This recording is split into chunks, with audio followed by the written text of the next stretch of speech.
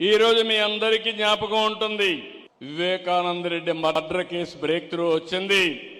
ఆ రోజు Google takeout లో వచ్చింది.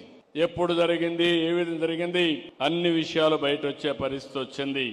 అందుకని ఈ రోజు సమాజంలో మనం అందరం గుర్తుపెట్టుకోవాల్సింది, టెక్నాలజీ అనేది సమర్థవంతంగా ఉపయోగించుకుంటే మనకు బ్రహ్మాండమైన ఫలితాలు వస్తాయి. ఆ ఫలితాలు రావడానికి ఈ రోజు పోలీసు వ్యవస్థను మీరు చూశారు. సమాజంలో అనేక సవాళ్లు ఉన్నాయి.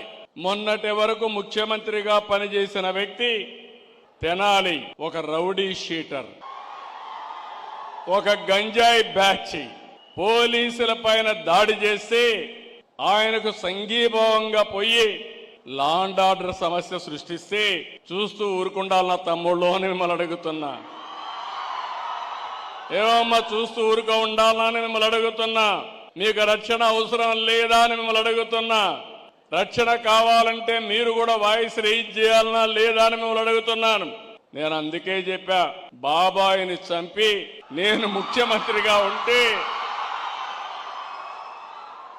నా మీదే నేరం మోపి ఎన్ని నాటకాలు ఆడారో చూశారు మీరు. తెల్లవారి నిద్రలేస్తానే ఒక పేపర్, ఒక పనికి మాలిన పేపర్ ఉంది, అవినీతి పేపరు. ఆ పేపర్లో ముందు రోజు చూస్తే టీవీలో గుండెపోటు, పోస్ట్ మార్టం చేసిన తర్వాత మొత్తం డ్రామా మార్చేసి మా నాన్న లేడు, ఇప్పుడు చిన్నాన్న చంపేశారని డ్రామా మార్చేశారు. తెల్లవారి నిద్రలేస్తానే నారాసుర రక్త చరిత్రని ఆ కత్తి నా చేతిలో పెట్టి నేరం నా పైన వేశారు.